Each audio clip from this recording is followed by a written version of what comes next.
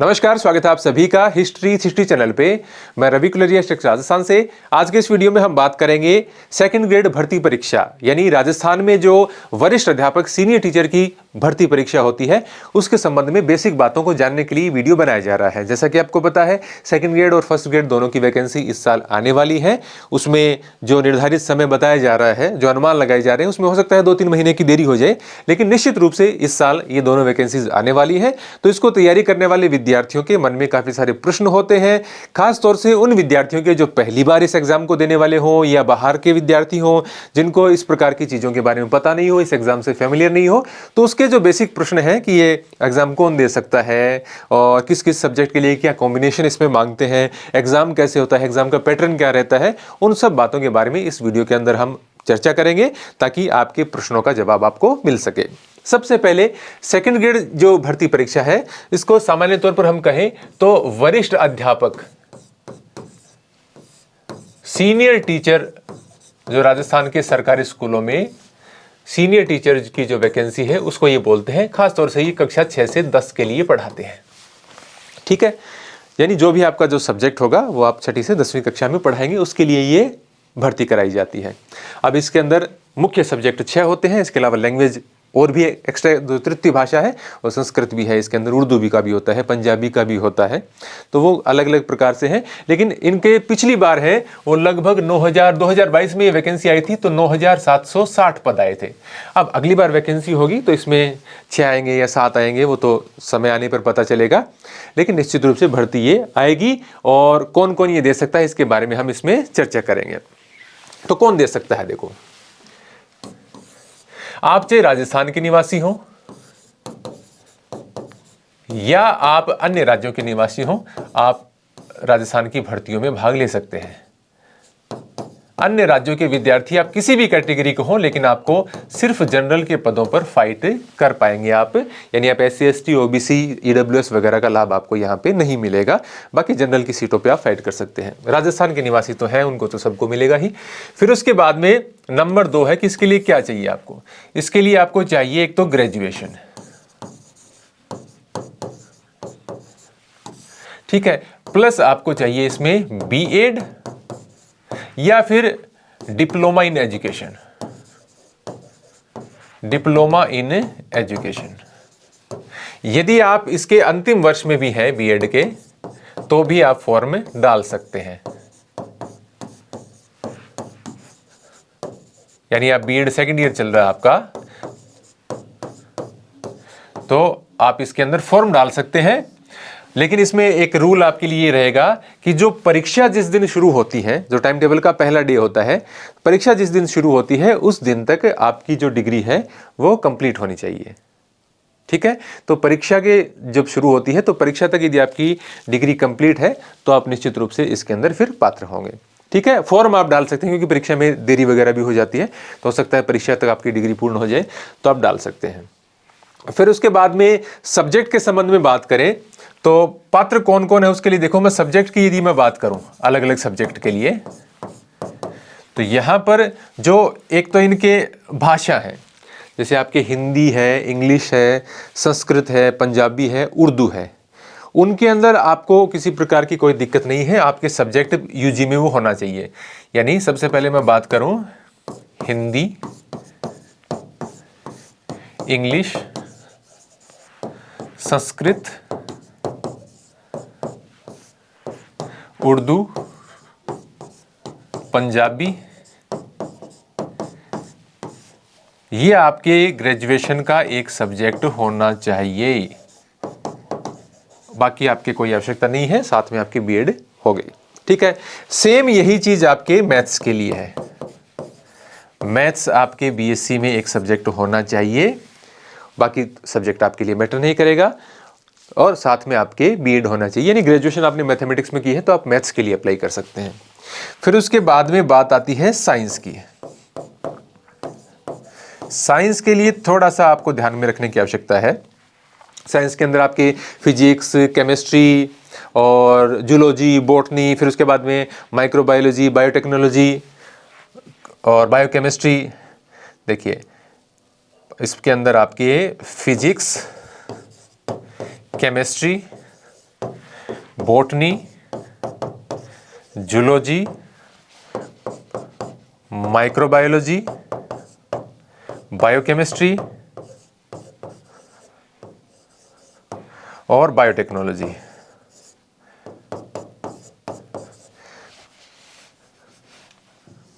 यानी ये जो विषय मैंने आपको लिखे हैं, physics, chemistry, botany, zoology, microbiology और बायोटेक्नोलॉजी और बायोकेमिस्ट्री, ये जो सब्जेक्ट हैं इनमें से कोई दो आपके पास होने चाहिए ग्रेजुएशन के दौरान। कोई दो का कॉम्बिनेशन आपके पास होना चाहिए, तभी आप साइंस के लिए फॉर्म अप्लाई कर सकते हैं। इसको आप ध्यान से पढ़ लीजिए। फिर एक बचता है आपकी SST, यानी सामाजिक विज्ञान के लिए।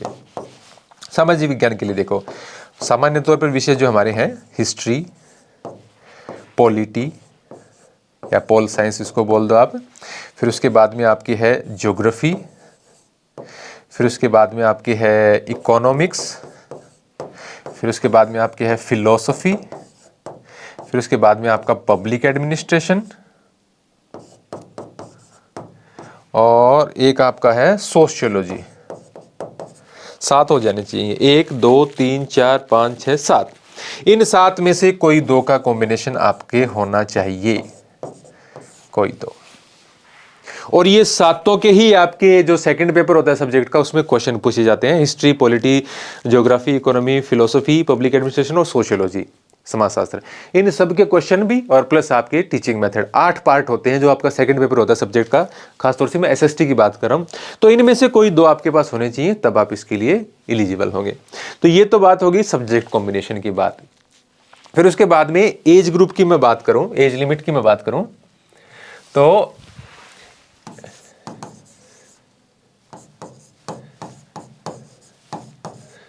एज लिमिट देखो, इसमें एज आपका सीधा सा दे रखा है 18 से 40 वर्ष आपकी आयु होनी चाहिए। फिर उसके बाद में जो छूट है वो किस किस को दी गई है, SC, ST, OBC, MBC, EWS। इनके यदि आप पुरुष हैं तो आपको 5 वर्ष की छूट मिलेगी अधिकतम आयु सीमा में, न्यूनतम में नहीं, अधिकतम आयु सीमा में। फिर उसके बाद में यदि आप SC, ST और ये जो सारे हैं इसकी महिला हैं तो आपको 10 वर्ष की छूट मिलेगी, ठीक है। जनरल की भी आप महिला हैं, सामान्य की, तो आपको 5 वर्ष की छूट मिलेगी। और जनरल की आप पुरुष हैं तो आपको कोई छूट नहीं मिलेगी। इसके अलावा जो विधवा और परित्यक्ता हैं, विडो और डाइवोर्सी के लिए, इनके लिए कोई आयु सीमा नहीं है। यानी जो रिटायरमेंट की अधिकतम आयु सीमा, रिटायरमेंट की जो आयु सीमा है राजस्थान में 60 वर्ष, आपकी नियुक्ति तक आप 60 वर्ष के नहीं हो जाए, बस उतना ही ध्यान रखा जाएगा, उसके अलावा नहीं है। इसके अलावा अलग अलग दिया है, जैसे जो एक्स सर्विसमैन है हमारे, मैं नाम भूल गया सॉरी, एक्स सर्विसमैन है, उनके लिए अलग दिया गया है। उनके लिए 2-3 विभिन्न प्रकार के रूल हैं, तो आप विज्ञप्ति में पढ़ लेना। जब नहीं आए तो उसके हिसाब से भी आप पढ़ लेना, क्योंकि एकदम आप खुद अपने जो, क्योंकि बहुत सारे इसमें रूल्स एंड रेगुलेशन और भी दिए रहते हैं। तो जो बेसिक चीज़ें हैं वो मैंने इसमें कवर कर दी, जिसमें अधिकांश विद्यार्थी कवर हो जाते हैं। बाकी आप विज्ञप्ति के अंदर पढ़ सकते हैं, जो आपको वेबसाइट पर मिल जाएगी। तो 18 से 40 वर्ष में आपको ये छूट मिल सकती है। फिर उसके बाद में मुख्य बात आती है इसके एग्जाम पैटर्न की, जिसके बारे में विद्यार्थियों का ज़्यादा प्रश्न रहता है। एग्जाम पैटर्न, अब एग्जाम पैटर्न के अंदर इसमें 2 पेपर आपके होते हैं। एक होता है पेपर 1 और एक पेपर 2, जो कि सब्जेक्ट स्पेसिफिक है। इसमें आपका सब्जेक्ट पूछा जाता है, वो जीके से संबंधित है। दोनों ही सब्जेक्ट के अंदर, जैसे मैं आपको बताऊं, ये आपका 100 क्वेश्चन या 200 मार्क्स आप इसको बोल दो का पेपर होता है। और ये वाला जो है इसमें आपके 150 क्वेश्चन या 300 मार्क्स आप इसको बोल सकते हैं, ठीक है। ये आपका 2 घंटे का पेपर होता है। जो दूसरा वाला है वो आपका 2.5 घंटे का पेपर होता है। 2 घंटे 30 मिनट का, 2 घंटे का और 2.5 घंटे का आपका पेपर होता है। टोटल ये 500 अंक हो गए आपके। दोनों में ही आपको मिनिमम 40% लाने होते हैं। अगली बार क्या रूल रहेगा क्या नहीं पता नहीं, अभी तक यही है, मिनिमम 40%। यदि आप SC या ST से हैं तो आपको 5% की इसके अंदर छूट है। SC या ST से हैं तो आपको 35% लाने हैं। नेगेटिव मार्किंग 1/3 नेगेटिव मार्किंग है दोनों के अंदर ही। और ये कई जो नए बच्चे होते हैं उनको पता नहीं होता, वो सोच लेते हैं कि पहला पेपर क्वालिफाइंग है, ऐसा नहीं है। दोनों पेपर की मिलके मेरिट बनेगी और दोनों का एग्जाम लगभग साथ साथ होता है। आपका पेपर 1 और पेपर 2 सेम डे भी हो सकता है। पेपर 1 और पेपर 2 में 1 दिन का, 2 दिन का, 3 दिन का गैप भी हो सकता है। किसी भी हिसाब से आपका नंबर आ सकता है आपके सब्जेक्ट के हिसाब से, ठीक है। और दोनों की मिलके मेरिट बनती है, ये आप ध्यान में रखें। अब पहला जो पेपर है जिसके अंदर मैं बता रहा हूं आपको जीके का पोर्शन है, उसके अंदर आपके मुख्य तौर पर 4 भाग हैं। पहले पेपर के अंदर आपके, क्योंकि ये सबका कॉमन है तो इसका मैं बता देता हूं, 4 भाग हैं। सबसे पहले इसके अंदर है राजस्थान का ज्योग्राफी, हिस्ट्री, कल्चर और जीके ऑफ राजस्थान। ये इसका पहला पार्ट होता है। इसके दूसरे पार्ट के अंदर आपके आता है करंट अफेयर्स ऑफ राजस्थान। जैसे फर्स्ट ग्रेड के अंदर करंट अफेयर्स में इंडिया वर्ल्ड भी लगाया हुआ रहता है साथ में, इसमें करंट अफेयर्स ऑफ राजस्थान, यानी ये छोटा पार्ट हो जाता है, तो इसमें काफ़ी अंक लाने की संभावना बनी रहती है। फिर उसके बाद में आपके जीके आता है वर्ल्ड और इंडिया का, जीके वर्ल्ड एंड इंडिया। मैं इसमें सिलेबस भी आपको दिखा दूंगा, क्योंकि जो ज्योग्राफी है उसके अंदर तो आपके सारा घुसा रखा है, वर्ल्ड भी घुसा रखा है, इंडिया भी है, और जो पॉलिटी है उसके अंदर इंडिया का ही आपके मुख्य तौर पर रहता है। और चौथे नंबर पर इसके अंदर आपका आता है एजुकेशन साइकोलॉजी।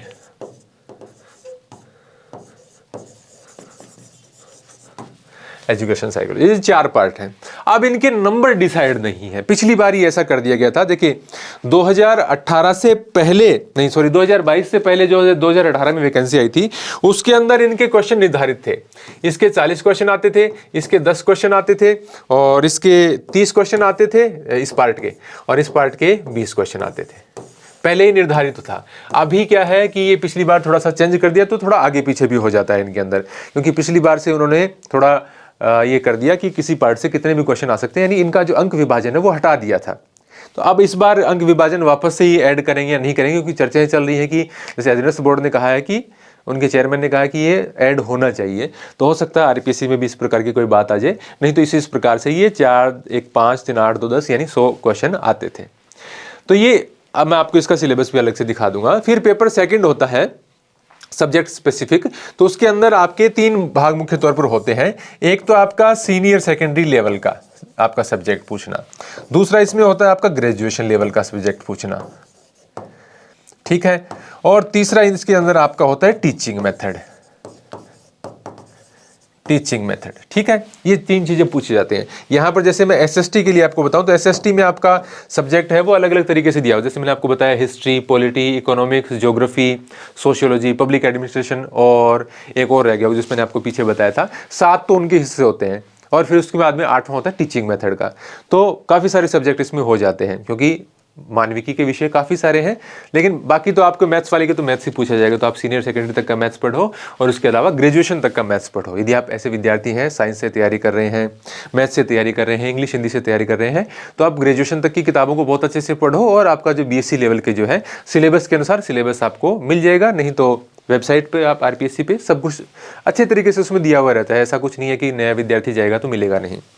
तो काफ़ी सारी चीज़ें, तो ये 2 पेपर इस प्रकार से होते हैं, इसके 150 क्वेश्चन आते हैं और इसमें 100 क्वेश्चन आते हैं, और इन दोनों को मिला के आपकी कंबाइंड मेरिट बनती है। जैसे चूंकि जीके वाला पेपर है वो सबके लिए सेम ही है, अभी मैंने फर्स्ट ग्रेड का भी बनाया था वीडियो, और ये आरपीएससी सेकेंड ग्रेड जीके ये वाला देखिए, जो पहले मैंने आपको भाग बताए थे अलग अलग, उसमें पहले भाग में देखो geographical, historical, cultural and general knowledge of Rajasthan, इसके अंदर ये आपके आ गया राजस्थान की हिस्ट्री आ गई, और राजस्थान के ऊपर ज्योग्राफी आ गई, इसके अंदर राजस्थान का आर्ट एंड कल्चर आ गया यहाँ पे, और political and administrative system of Rajasthan आ गया। यानी यहाँ पर ऑफिस ऑफ गवर्नर या पीछे के गवर्नर्स के नाम वगैरह पूछ लेते हैं, और राज्यपाल से संबंधित और जो बातें हैं, फिर चीफ मिनिस्टर और कैबिनेट के संबंध में, स्टेट सेक्रेटरीट और चीफ सेक्रेटरी के संबंध में, इसके अलावा आरपीएससी का, मानवाधिकार आयोग का, human rights commission, Panchayati Raj, state legislative assembly of Rajasthan, इसके संबंध। तो ये आपका political and administrative system of Rajasthan हो गया। करंट अफेयर ऑफ राजस्थान मैंने आपको दूसरा पार्ट बताया था। तीसरा part general knowledge of world and India. इसमें आप देखोगे कॉन्टिनेंट्स, ओशियंस यानी महासागर आ गए, फिर आपके महाद्वीप आ गए, तो इस प्रकार की चीज़ें। तो काफ़ी सारा पार्ट इसके अंदर आपको विश्व का मिल गया, और फिर उसके बाद में आपको ये कुछ टॉपिक हैं वो ज्योग्राफी के अंदर इंडिया के मिल गए। फिर इंडिया की इकोनॉमी इसके अंदर आ गई, फिर उसके अंदर आपका इंडिया का कॉन्स्टिट्यूशन, ये पॉलिटिकल सिस्टम सारा इंडिया का आ गया। हो सकता है भविष्य में इसमें से 1-2 टॉपिक चेंज कर दें, है ना, लेकिन बाकी बहुत बड़ा बदलाव इनके अंदर नहीं होता सामान्य तौर पर। तो ये चीज़ें हैं, देखोगे आप इसमें वर्ल्ड का तो सिर्फ यहाँ पर आपको ज्योग्राफी देखने को मिलेगा, बाकी सारा इकोनॉमी हो, पॉलिटी हो, ज्योग्राफी हो, इंडिया का देर का है। और फिर उसके बाद में ये एजुकेशन साइकोलॉजी का एक पार्ट इसमें अंदर आता है। सब्जेक्ट का आपका सबका अलग अलग है, क्योंकि आप सभी सब्जेक्ट के विद्यार्थी देख रहे हैं तो उसको अलग से। तो ये यदि आप इन भर्ती परीक्षाओं की तैयारी कर रहे हैं, और तो आप डेट के फेर में मत उलझिए कब आएगी, कब विज्ञप्ति आएगी, क्योंकि जब आएगी तो उसके बाद में तैयारी करने का कई बार समय नहीं मिल पाता, क्योंकि बहुत जल्दी एग्जाम हो जाता है, जैसे पिछली बार हो गया था। तो इंतजार मत कीजिए, आपकी जो तैयारी है उसको पुख्ता कीजिए। भाई ये है कि जब भी आए मेरा अब की बार काम बन जाए, निकल जाए, मेरे को बार बार तैयारी नहीं करनी पड़े। तो उस हिसाब से, उस मोटिवेशन के साथ आप तैयारी करोगे तो आपके लिए अच्छा रहेगा। आप हमारे चैनल को सब्सक्राइब नहीं किया है तो कर लीजिए, क्योंकि भर्ती परीक्षा से संबंधित जो भी जरूरी जानकारी होता है उसको हम साझा करने का प्रयास करते हैं। अननेसेसरी वीडियो नहीं डालते हम, जिससे कि बार बार कि विद्यार्थियों का ध्यान भंग हो, इस प्रकार का काम हम नहीं करते। जो जरूरी है वही हम बनाते हैं। इसके अलावा आपका कोई क्वेश्चन हो तो आप मुझे कमेंट में पूछ सकते हैं। धन्यवाद।